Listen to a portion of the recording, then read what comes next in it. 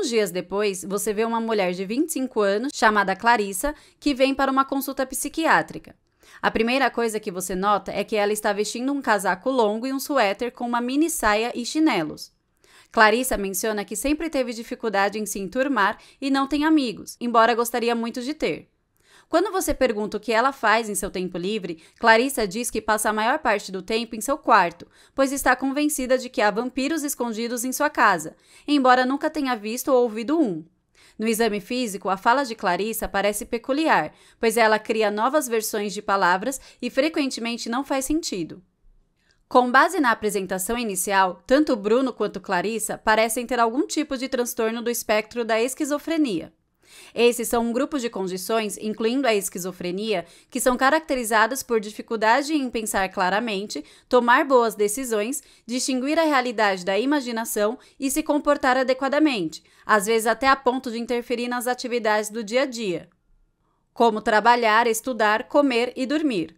Agora, os principais fatores de risco para desenvolver um transtorno do espectro da esquizofrenia parecem incluir histórico familiar, vivência de um trauma pessoal ou uso excessivo de substâncias, especialmente a cannabis, durante a adolescência. No entanto, a causa subjacente é pouco compreendida, estando relacionada a níveis alterados do neurotransmissor dopamina, que afetam 2 das 4 vias dopaminérgicas do cérebro. A via mesocortical, que ajuda a regular as emoções, e a via mesolímbica, que controla a motivação e o desejo. Tenha em mente que esses transtornos não afetam as outras 2 vias dopaminérgicas, ou seja, a via nigroestriatal, que contém neurônios motores, que bypassam as pirâmides medulares para controlar movimentos involuntários e a coordenação, e a via túbero-infundibular, que libera dopamina para limitar a secreção de prolactina. Outro fator que pode desempenhar um papel no desenvolvimento dos transtornos do espectro da esquizofrenia é a perda da massa cinzenta do cérebro, resultando em ventrículomegalia ou ventrículos aumentados, bem como uma redução na ramificação dendrítica, interrompendo as conexões neuronais dentro e entre as regiões do cérebro. Agora, os transtornos do espectro da esquizofrenia de maior relevância incluem a própria esquizofrenia, além do transtorno esquizofreniforme, transtorno psicótico breve, transtorno de personalidade esquizotípica, transtorno delirante e transtorno esquizoafetivo. O que todos esses transtornos têm em comum é que geralmente apresentam alguns sintomas principais que se enquadram em uma das 3 categorias principais: sintomas psicóticos positivos, sintomas psicóticos negativos e sintomas cognitivos. Os sintomas psicóticos positivos são aqueles que ocorrem além das experiências normais, coisas que realmente não deveriam existir, como adicionar abacaxi à sua pizza. Lembre-se de que esses sintomas positivos geralmente resultam de altos níveis de dopamina na via mesolímbica e consistem em delírios, alucinações, discurso desorganizado, comportamento desorganizado ou catatônico e comportamento motor desorganizado ou anormal. Delírios são crenças falsas nas quais a pessoa acredita com muita convicção, tanto que não mudam de ideia, mesmo se você apresentar evidências contra isso. E essas crenças precisam estar em desacordo com as crenças culturais ou religiosas da pessoa. Lembre-se de que há vários subtipos de delírios, incluindo delírios persecutórios, que ocorrem quando os indivíduos acreditam falsamente que serão prejudicados ou assediados por outras forças, pessoas ou organizações. Os delírios de referência consistem na crença de que eventos aleatórios ou gestos e comentários inocentes de estranhos são direcionados diretamente a eles, como uma pessoa acreditar que um âncora de telejornal está enviando mensagens secretas diretamente para ela.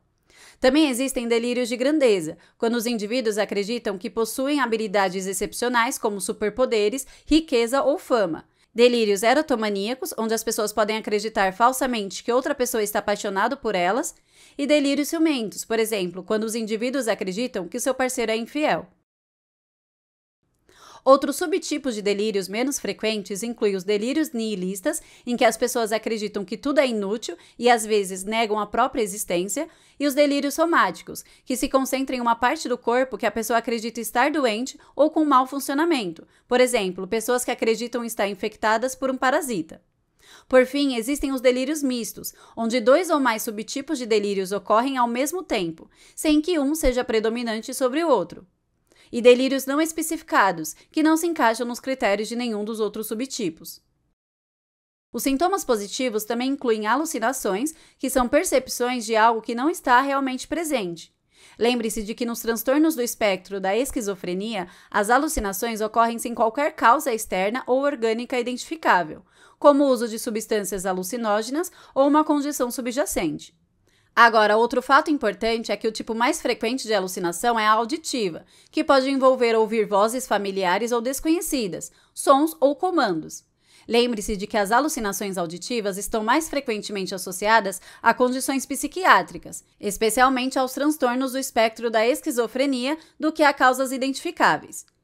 Menos frequentemente, os transtornos do espectro da esquizofrenia também podem apresentar alucinações visuais, onde as pessoas veem coisas que não existem, bem como alucinações táteis, olfativas ou gustativas, que se referem a uma percepção falsa de toque, cheiro ou sabor, respectivamente. Finalmente, existem as alucinações hipnagógicas, que ocorrem logo antes de dormir, e as alucinações hipnopômpicas, que ocorrem ao acordar. O que você precisa saber sobre elas é que são raras o suficiente para levantar suspeitas de uma causa identificável subjacente, em vez de um transtorno do espectro da esquizofrenia. Assim, alucinações visuais devem fazer você pensar em intoxicação por substâncias ou delírio. Por outro lado, as alucinações táteis são frequentemente vistas na abstinência de álcool e no uso de estimulantes como a cocaína. Alucinações olfativas e gustativas estão comumente associadas à epilepsia do lobo temporal ou a tumores cerebrais. Por fim, lembre-se de que tanto as alucinações hipnagógicas quanto as hipnopômpicas estão frequentemente associadas à narcolepsia. Outro sintoma positivo é o discurso desorganizado, que ocorre quando os indivíduos pulam de um tópico de conversa para outro sem conexão ou com associações soltas. Às vezes, o discurso é tão desorganizado que é quase incompreensível, parecendo uma mistura aleatória de palavras desconexas, como lápis, cachorro, chapéu, café azul, que é frequentemente chamado de salada de palavras. O último sintoma positivo é o comportamento motor grosseiramente desorganizado ou anormal, que se refere a comportamentos incomuns, bizarros ou tolos, que estão fora de contexto e parecem não ter muito propósito, como usar várias camadas de jaquetas em um dia quente de verão ou realizar movimentos ou posturas repetitivas e sem propósito. Um extremo é o comportamento catatônico, onde o indivíduo fica muito pouco reativo ao ambiente. Assim, ele pode estar em estupor, sem resposta, ou ser extremamente resistente a se mover, mantendo uma postura corporal bizarra, como um membro torcido. Seguindo em frente, os sintomas psicóticos negativos representam a ausência de comportamento normal e são causados por baixos níveis de dopamina na via mesocortical. O mais característico é o afeto embotado, que basicamente significa uma expressão emocional diminuída. O afeto embotado pode se manifestar como diminuição das expressões faciais, como sorrir ou franzir a testa, e redução do contato visual, bem como redução da entonação da fala e diminuição dos movimentos dos membros, que normalmente ajudam a dar ênfase emocional à fala. Isso pode estar associado à alogia, que significa pobreza de fala. Então, quando uma pessoa escolhe não falar ou usa muito poucas palavras. Por exemplo, quando perguntada "você tem filhos?", ela pode responder apenas com um sim, breve e concreto, em vez de uma resposta mais espontânea, como sim, uma menina e 2 meninos. Outros exemplos de sintomas negativos incluem a avolição, que é quando os indivíduos mostram motivação ou interesse diminuídos em atividades como encontros sociais, hobbies ou trabalho. Assim como a associabilidade, que se refere a um interesse reduzido em interações sociais, e a anedonia, que é a diminuição do prazer em atividades prazerosas.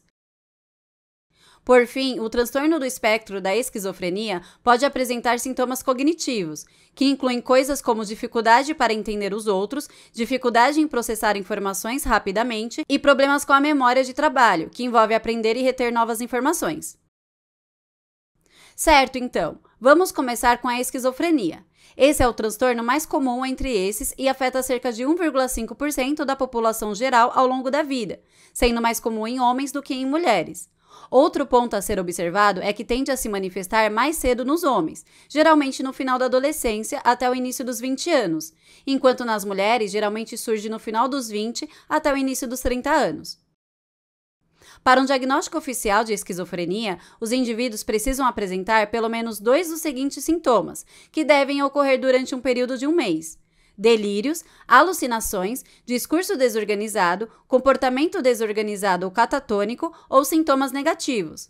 Além do período de um mês que atende aos critérios completos, alguns sintomas devem permanecer por um período de pelo menos 6 meses, seja antes do período de um mês, quando são chamados de sintomas prodrômicos, ou após o período de um mês, quando são chamados de sintomas residuais.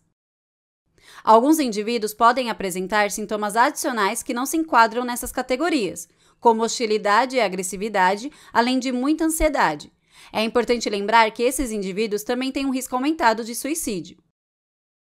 Em seguida, temos o transtorno esquizofreniforme, que causa exatamente os mesmos sintomas da esquizofrenia, mas com duração de mais de um mês e menos de 6 meses.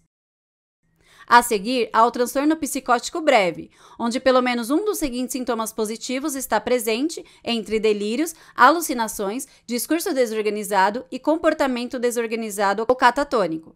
O que o diferencia da esquizofrenia é que esses sintomas devem durar mais de um dia, mas menos de um mês. Outro ponto a ser observado é que o transtorno psicótico breve pode ocasionalmente ter uma causa ou gatilho específico, como vivenciar um evento traumático ou parto. Em seguida, há o transtorno de personalidade esquizotípica, que é classificado no DSM-5 como um transtorno de personalidade de cluster A. A razão pela qual ele também é incluído com os transtornos do espectro da esquizofrenia é que ele é caracterizado por sintomas negativos leves, como afeto inadequado ou embotado, bem como sintomas positivos leves, como pensamento e discurso estranhos.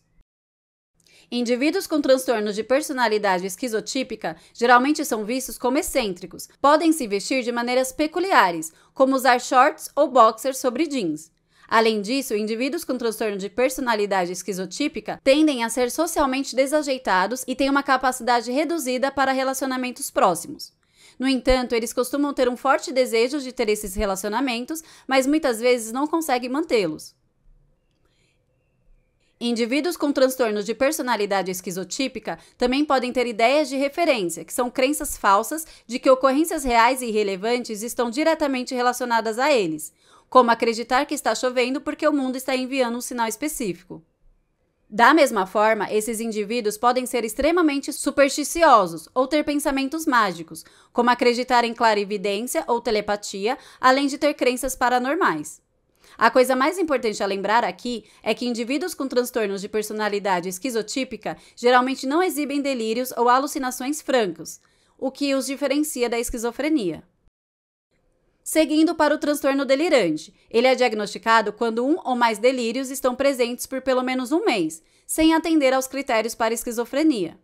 Alucinações também podem estar presentes, mas não são predominantes e geralmente estão limitadas ao delírio. Por exemplo, se os indivíduos acreditam que tiveram órgãos removidos enquanto dormiam, podem sentir dor ou uma sensação de vazio. A coisa mais importante a lembrar aqui é que os delírios nesse transtorno são tipicamente não bizarros, o que significa que, embora não sejam verdadeiros, poderiam ser plausíveis em certas circunstâncias.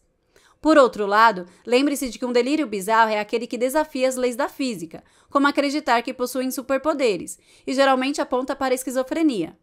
Outra diferença importante é que indivíduos com transtorno delirante geralmente não exibem sintomas negativos ou cognitivos e permanecem funcionais na maior parte, exceto pelo próprio delírio. Por fim, temos o transtorno esquizoafetivo, em que os indivíduos apresentam tanto sintomas psicóticos quanto episódios de humor, como um episódio depressivo maior, maníaco, hipomaníaco ou misto. Isso torna essa condição difícil de distinguir de transtornos de humor primários, como depressão maior ou transtornos bipolares, que podem ser complicados por características psicóticas. Você deve pensar em transtorno esquizoafetivo se o indivíduo apresentar sintomas psicóticos, como delírios e alucinações, por pelo menos 2 semanas fora de um episódio de humor. Por outro lado, se os sintomas psicóticos ocorrem apenas durante um episódio de humor, você deve pensar em um transtorno de humor primário com características psicóticas. Agora, tratar os transtornos do espectro da esquizofrenia pode ser muito desafiador, mas existem algumas abordagens diferentes. Primeiro, existem os medicamentos antipsicóticos, que podem ser subdivididos em 2 categorias principais: antipsicóticos de primeira geração, ou típicos, e antipsicóticos de segunda geração, ou atípicos. Antipsicóticos de primeira geração, ou típicos, incluem haloperidol, trifluoperazina, flufenazina, tioridazina, clorpromazina e tiotixeno, que bloqueiam os receptores de dopamina D2 na via mesolímbica, aliviando assim os sintomas positivos. No entanto, lembre-se de que eles também podem bloquear receptores de dopamina na via mesocortical, o que pode, na verdade, piorar os sintomas negativos. Em termos de efeitos colaterais, na via tuberoinfundibular, os antipsicóticos típicos estimulam a liberação de prolactina, causando oligomenorreia, menstruações infrequentes, galactorreia, secreção de leite inadequada nos mamilos e ginecomastia, aumento anormal das mamas.